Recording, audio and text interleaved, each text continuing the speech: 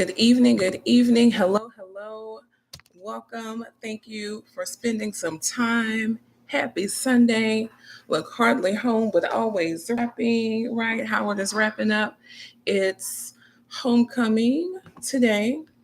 Yo, I actually made some slides for us. So give me just a moment to kind of help because it is a good bit of information. I want to make sure everyone has what they need, can see anything, right? And just like we do for our young people, right? Some of us are visual learners. So I want to make sure that I honor that. Here we go. Here we go. Good evening. Good evening. So, you all, believe it or not, this is the fourth week. This is our last live stream during the month of the parent, I'll say, right? Remember, we decided to go ahead and dedicate. We were having a lot of parent engagement, just kind of coming off of summer, transitioning into the beginning of the school year. So this is our last live stream specifically during month of the parent. But don't worry, we'll have some other things later in the school year, not necessarily the calendar year, right? I still live life that way, even after not being connected directly to a campus for a while now. But I still definitely count years as school years. So we have some things coming up. No worries, no worries. But again, welcome back, you all. Thank you so much. We are leaning into week 4, right, from building blocks to bytes. So we're making sure we talk about not only just that structure, that flow that our young people go through when they're learning about and understanding math, but also how to navigate it during the digital age. So a couple things while we're here. One, last week, we're going backwards. Last week, we were working on the foundation of math, right? Just how math works and builds, and it's basically like a stair step or a ladder. Week 2, we were focusing on just the different types of ways that brains process. We talked about how we have different learning styles, we have different sometimes learning challenges to navigate at home in the classroom. So we talked about that, what makes a lot of our brains very unique. And then also during week 1, we were really leaning into the emotions, right? And how emotions can literally, depending on if you feel safe, right, to express, to make mistakes, all of that definitely can impact and does impact learning.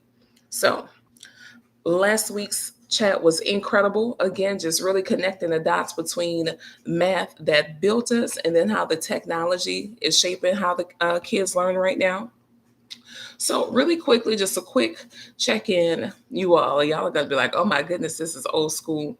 If you've been with us all month, drop an abacus in the chat. Drop an abacus, right, in the chat. If this is your first stream, drop a star in the chat. Right? You've been with us the whole month. Go ahead. Give yourself that shout out. Go ahead and drop an abacus. If this is your first stream, go ahead and drop a star. So yeah, we're rolling. We're looking at a few different things. So one, we want to be clear that again, math does not reset. I know sometimes it might almost feel that way, especially when the school year is starting, depending on what grade level, right? For a while, everybody starts again at place value. So it's like, okay, we're hitting reset. But the reality is no, math does not reset. It just compounds, it builds on top of itself, right? Every step is a connection, whether it's counting, connecting to algebra, comparing shapes, grows into geometric proofs, all of that. An alternative to the abacus, type vet, right? If you are a veteran, you caught the entire series, you've been here from the beginning, type vet. That's an alternative for you. So when we're walking through just one strand at a time, when we talk about strands, these are like those different areas of math we talked about. So for example, if we have number and operations, very specifically, the first thing we do with math life and with numbers is we learn how to count them. So counting turns into understanding place value. That turns into, okay, now we're going to do something with the place values. We'll multiply, we'll divide, right? After add and subtract. Then that turns into ratios, which turns into equations, which turns into full functions, okay? My question for you is, right, as the families, you all, when did math first click for you? We talked about a couple weeks ago, when do you feel you first had your first math struggle, right? But when do you feel math clicked for you? What topic? You can tell me a topic, you can tell me the grade. When do you feel like math clicked for you?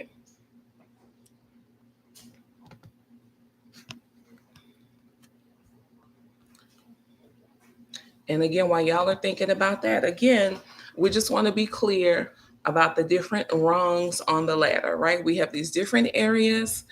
They're not separate at all. And we have a specific resource. I'll talk about it a little bit more towards the end that we thought about. We built it specifically for parents because it's something that we realize, you know what, educators know a lot about, and we make these connections. We may sit in trainings, facilitate trainings on these things, right? All the connections over the years along the way. However, realizing that it would be very beneficial if parents also had these connection points, right, to kind of see the flow of the learning for math. Someone said it clicked for first grade addition and subtraction. Good deal. Good deal. We're going to talk about, because I'm thinking about when some people are struggling. So when some areas become hard, right, we're going to talk about that. Like, so what was it? What area probably needs strengthening if this area is hard? That's one of the things we're leading into tonight. I can't remember. It's been so long. Okay. Okay. Loved learning and being reinforced at that time. Gotcha. Gotcha. Cool. Cool. All right. So thank y'all for checking in there. So we're going to go ahead and look at, again, a few things.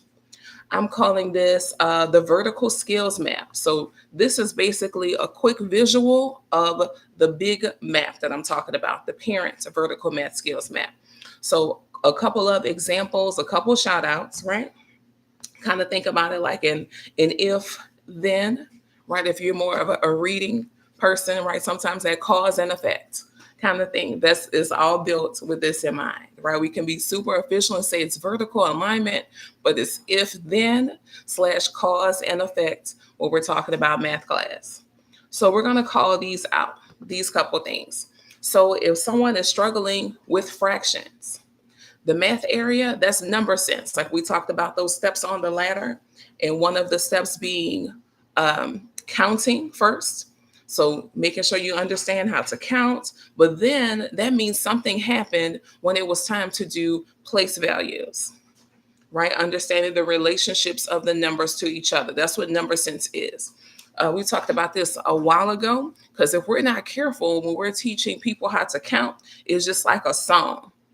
They don't necessarily make the connection between the relationships of the numbers. Is just the next part of the song. So that shows up sometimes, and it shows up usually when people hit fractions. If they really didn't have that real connection to understanding the place value, comparing quantities, or counting groups, fractions hit hard, because there's no song you can really do for fractions, right? You understand the parts and the wholes, counting groups, comparing. So that's what you have to go back to. If someone's having a hard time with algebra, that math area is reasoning, right? Your reasoning skills. So what happens is we need to rewind, we need to review for how they talk about patterns and rules, right? So if they're able to talk about the patterns, able to talk about the rules that they see, we're listening to the vocabulary that they use, / maybe they're still saying, okay, this doubled, we added 10. Maybe it's more early math operations, like they're describing it using addition, using subtraction, and we need them to be able to use exponents, maybe talk about a multiplication relationship, a division relationship. But we need them to talk. Again, if they're struggling with algebra, we need them to talk about the patterns that they see and rules that they understand. That's what has to be reviewed. If they're having problems with word problems, First, it affects all the areas. Like we saw those 6 rungs on the ladder. It affects all 6 because as soon as the young people, right, they're like, all right, you should be reading proficiently. Do y'all know what grade young people start taking standardized tests? It's the same for every state in the US, to my knowledge. Do y'all know what grade they start taking standardized tests and state testing?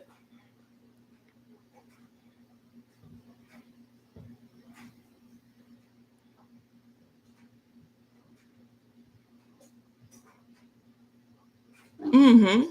3rd grade. So 3rd grade, the reality is, so if there's a student who may be, struggling with some reading, then math is going to get a bit more complicated as well because you're going to have to read inside of math class at that point. So one of the areas to focus on, right, while they're working on their reading skills for word problems in math class, we're going to have to focus on the math vocab, right? That helps them identify what which of those math areas to focus on, right? If this is talking about, oh, I keep seeing circumference, diameter, oh, this shape, they're specifically giving me clues about a circle. If it says someone is going to build a fence, and I understand that the fence, they're giving me a clue about perimeter. So a lot of that, right, when we talk about factors, products, sum, a lot of the word problems use those official words, those academic vocabulary words. So that's what we have to practice and review at home to help them there. So when we're talking about what to review, again, this might be a bit different. This is something, again, that teachers, educators have lots of hours they get development on, slash, especially over the years, you identify and learn your own patterns. But from here, we want to be clear that the whole time, especially one of the goals of this whole month of the parent, is that this is about partnering with teachers, right? So we're talking about building bridges where, because both sides, I'm gonna be honest, I feel like both sides, have that habit of, well, they need to do this. No, y'all need to do that. But it really should be more of a partnership. So that was one of the goals, to be able to provide some more tools, resources, specifics, so home can feel more supported, which ultimately supports the classroom as well, right? So a couple other things, right? Some things to do at home, y'all, because math readiness, when we talk about readiness, that means that you're able to identify the situation, the scenario being described, you know what math thing it connects to, and you're able to solve it fluently. That's what math readiness is. So math readiness grows through curiosity, not just through correction. Oh, no, you didn't get that correct, right? It grows through curiosity. And we started talking about different ways to build curiosity, different math things to do at home. I have a few on the screen. But first, just in general, y'all revisit math through their interests, right? Your child's specific interests, whether it's, excuse me, whether it's sports stats, music, beats, design projects, cooking. Revisit math through their interests. Math touches everything. So we want to make sure that we don't isolate it for young people, where it's just once I cross, right, the threshold, once I walk out of math class, math is over. Not really. So much math already lives in our lives. Again, as they're adults, as their families, we need to make sure we call it out, that we name it, right? And we make sure they experience it that way. That's our job at home. So we want to encourage them to show 3 ways. So if it's something y'all are working on, whether it's an actual, assignment, or if it's just, a math talk conversation, have them explain their thinking 3 ways. When I say explain, explain is 1, so verbally. 2, they did the calculations. And 3, maybe they drew you some type of a picture, diagram, a graphic organizer. So the reality is, the more ways the young people can understand and connect with the math, the better. So show me 3 ways. That's a simple one. Another thing, especially, I was going to, at first, like, I'm stopping myself. At first, I was going to say, especially for lower grade levels, but honestly, all grade levels, And that's something that kind of happens even in school life, should have manipulatives nearby. When I say manipulatives, I mean in things such as coins, blocks, dice, right? Different counters, right? The counters that may be different colors, where you can set up some to equal positive numbers and others to equal negative. Or it can be even checkers that you use that with, right? Where the red ones are the negatives, the blacks are the positive. You have a lot of things around that can help explain and demonstrate math, but we want to make sure we're given that opportunity. We're given that opportunity. So even with the draw, the diagram, it may not be a diagram. It may be a picture of a representation, right? Like little circles, right? It might be a graph, just different things that they can show you what they understand, how they understand, and apply it. Okay. Another method to use is what's the same, what's different. So we know that when you put challenge on the end of something, the young people get really excited, right? They're like, a challenge where? I'm gonna do it. So imagine having a what's the same, what's different challenge. And we actually have that for y'all in the resource we're going to talk about in just a minute too. So, and with the what's the same, what's different, y'all, there's so many ways to do this, right? It could be where it's odd and even numbers. It could be practicing. Someone talked about when math clicked for them, addition and subtraction.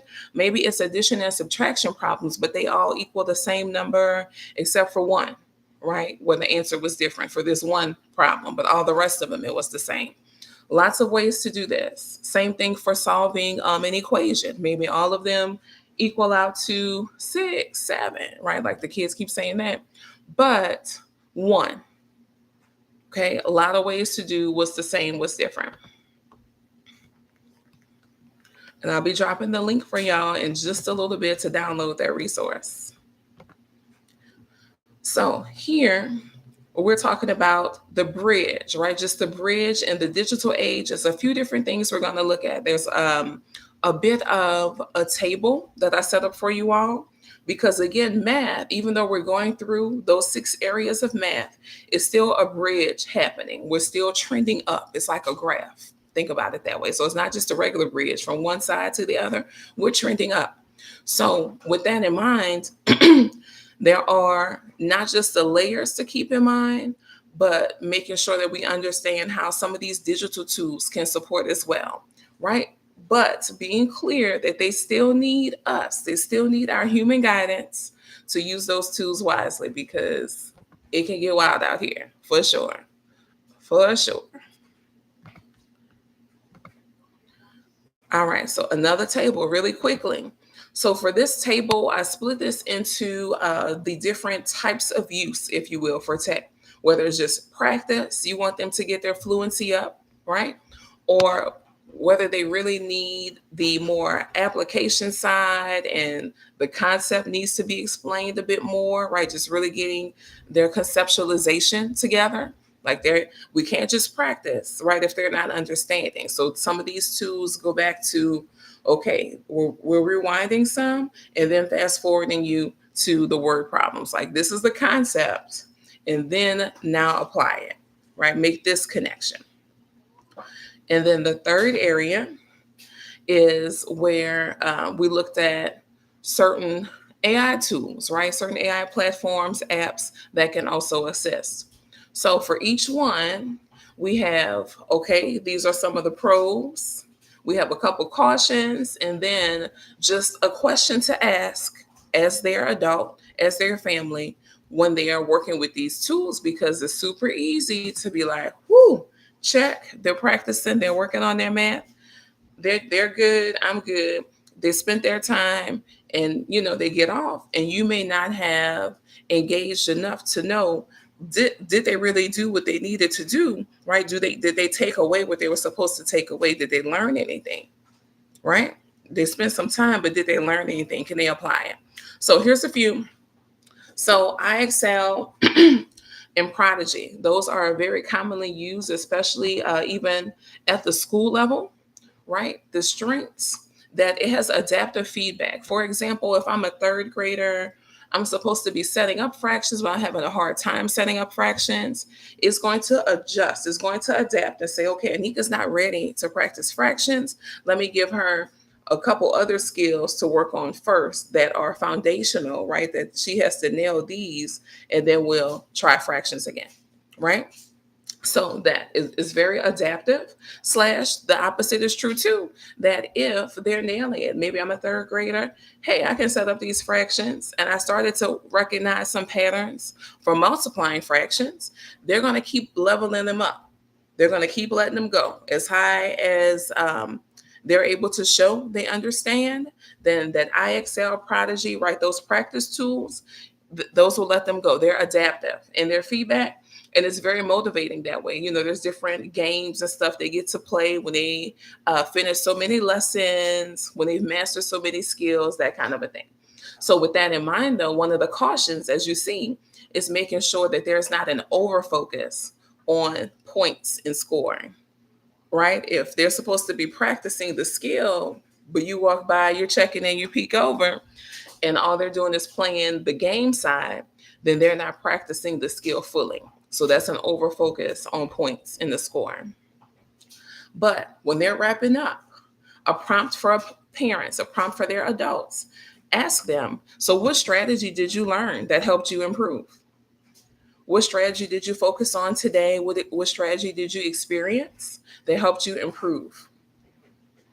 Okay. So that's for the practice tools for tech. Now, the exploration tools, again, where maybe they need to build up their conceptualization, right? Just the concept before they can really start to practice. Those are some tools, this platform called Desmos Classroom. And so Desmos Classroom, y'all, goes all the way from kinder up into high school, right? I've used it for a bunch of different ages, but is excellent at visualizing.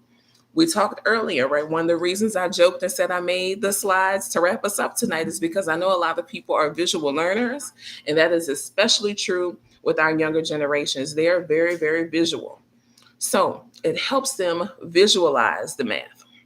So we might have done some things with manipulatives, right? We might have done a couple of things, right? Sitting at the teacher table, we worked a couple questions. They got home and they're still like, nope, I'm not understanding. Then the Desmos Classroom is really good for that. One of my favorite parts of Desmos Classroom, I have two. I'll tell y'all two. One is about upper elementary, middle school. It helps with visualizing fractions and decimals, the equivalent fractions and decimals. Like, what does 1/10 look like as a fraction? What does it look like as a decimal? And it lets them build it side by side. Great visual. When we get to high school, it has a graphing calculator feature. So for some of my algebra students, right, algebra 1, algebra 2, we're graphing, we're talking about systems of equations, all these very detailed math things, but they can see what it means. Why are we solving a system of equation? What does it mean to solve a system of equations? So they get to see it. Okay. Now, for those concept, right, exploration tools, now parents still need to be aware of screen time. How long are they spending on these tools? But then also still discussing why those answers work. Because if it's showing you the answers, right, they're matching the answers to the concepts, they're getting literally a visual, a better understanding, then we need to ask some questions, right? So discussing why the answers work, because that's not there. That's not there on those type of platforms. It just shows them. So when we get to, okay, so why, then that's a more in-depth conversation that would need to be facilitated by their adults, whether parents, right, or teachers. Teachers continue to do that. But, excuse me, y'all. But definitely when the student has finished with their time on those particular platforms, exploration tools, parents for sure, families for sure can ask, well, what pattern did you notice? You graphed it, you built it, what did you notice? So that's one way you're helping to facilitate the why behind it, right? So third, I know we spent a lot of time here, but we needed to for some of the tech. The third area, again, these are some of the AI platforms. So yes, there's Photomath. Yes, there's ChatGPT Edu. Okay. They can show multiple methods. That is a very big deal. We just talked about the different learning styles. We talked about this on week 2, right? Brains process differently. So imagine being able to train, right, your AI assistant. Okay, so there's a student who's a visual learner, but they also are tactile, right? If they do it and they see it, they tend to remember well. We need help explaining how to solve this problem. And it can show the steps and show different ways and explain the steps as well. Now, the caution is that young people may answer grab because it's going to give them the answer. It is. It's going to give them the answer. But just like I would tell young people right in the classroom, I don't care if you got the answer. It's more important that you can tell me how you got it, that you can tell me why that's correct. Because there's nothing that that number 7 is the answer is 11 right now that's going to help you in 2 days. I promise number 7, the answer is not going to be 11 again. So we need to talk about the why and the how. But with those particular apps, right, and just those apps in general, being careful about young people just grabbing the answer. So that's when we again prompt, pose questions. So what part of the solution made sense to you? Right, having them reflect, having them go into the details of what they understand. Excuse me, y'all. Uh-oh. So it's not loading.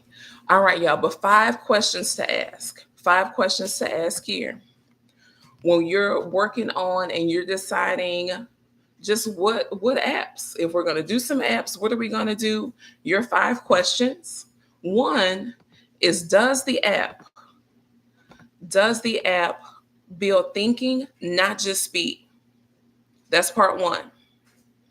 2, is data collected responsibly, right? Or do you have to give unnecessary info, right? Is it possible I could just have a screen name? You don't have to know my exact location, that kind of a thing, right? 3, does it connect to class goals or create confusion? So is there a connection at all? Let me go back. So is there a connection at all to class goals?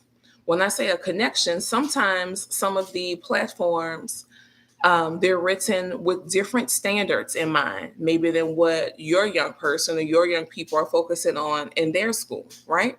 So you want to make sure that there's a connection, that if they're supposed to be learning writing and author's purpose, right, on the reading side, what we're talking about in math, then they're understanding multiplying fractions, they're multiplying 2-digit whole numbers, right? They're comparing up into the millions place. You want to make sure that their platform matches that is not just randomly choosing standards. 4, does it reduce stress or increase it?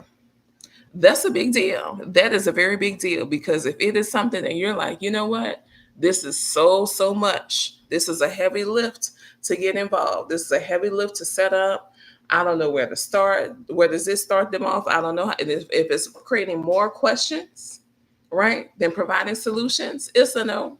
It is a no. Not that tool. 5th question to consider, does it encourage independence with reflection? Because again, we said for math, a lot of it, the context is missing for the young people, right? They might be learning steps, they're memorizing that.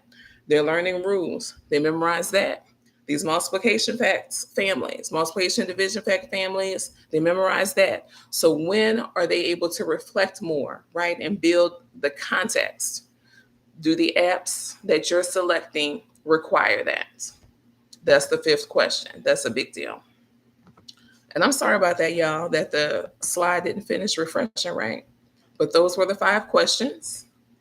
Now, here, y'all, we're wrapping up, right? This whole month, the month of October, which I love for several different reasons, lots of celebrations.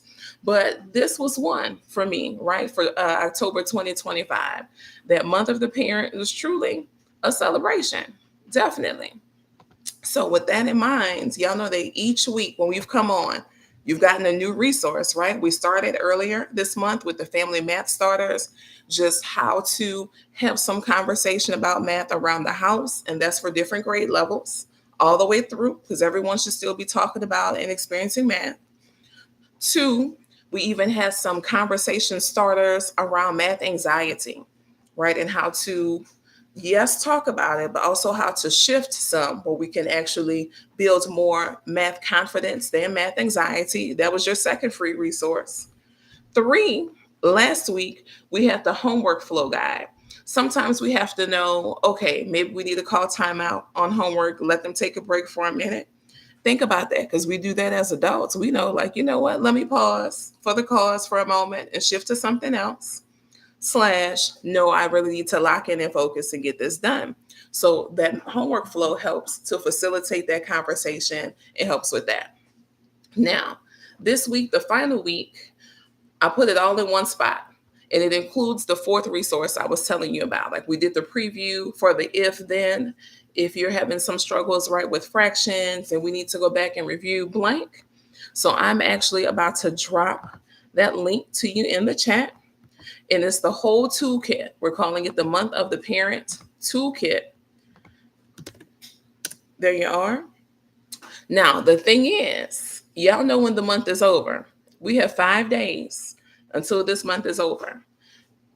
After these 5 days, when it's November 1st, November 1, then this will not be available anymore. And y'all know that's been the deal. So if you want to go ahead and make sure you take advantage of these resources, you need to sign up and do so now, because they will not be here past these 5 days. Okay? All right. They're going to move into a different space and they will be for sale. I'm gonna tell you that way. That's the best way I can tell you right now. All right, but if y'all have any questions about that, let me know. So, last couple of things, you all.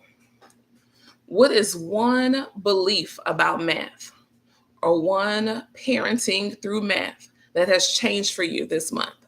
What is one belief about math or one parenting through math, right? Johnny and his apples. I know. That changed for you this month. Y'all let me know in the chat.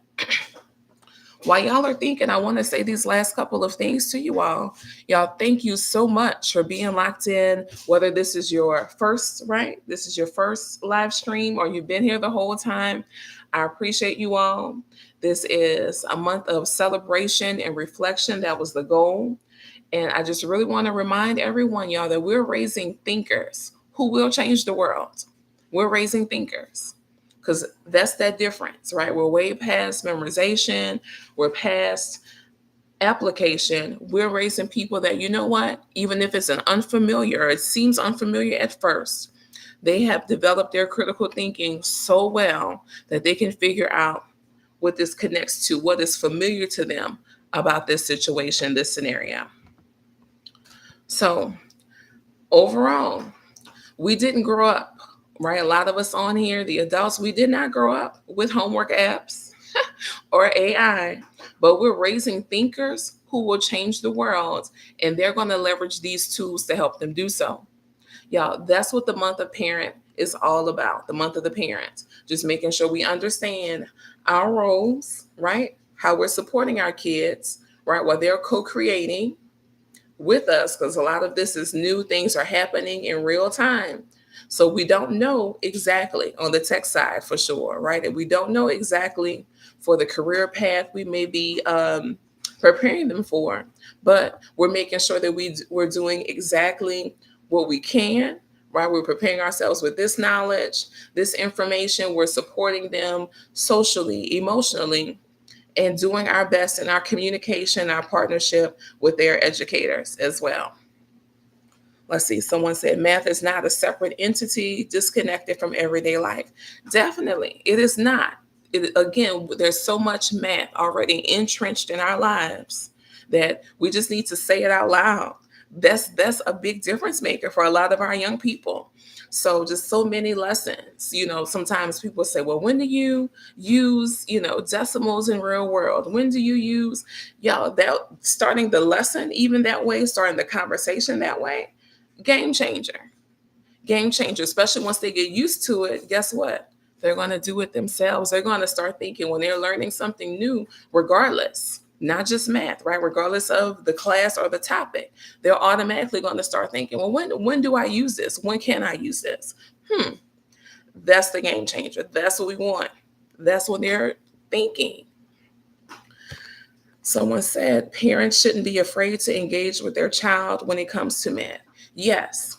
And so hopefully we address that well enough this month. I know someone that was on last week said they do feel like they need to be a math teacher with their young person, but we talked about some tools and strategies instead.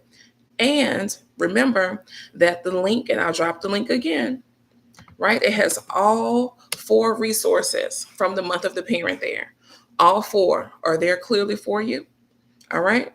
So till Friday, these last 5 days of month of the parent, after that, it's shifting to the vote. It's going somewhere else. But you can get it now for free because we want to make sure that this is out there, that parents are able to use this, right? Have these conversations. Because sometimes it's hard talking about math when math isn't going so well, right? Maybe just thinking about, well, how can I talk about math? What are some scenarios? All of that, y'all, these are beyond great starting points, and we want you to have them.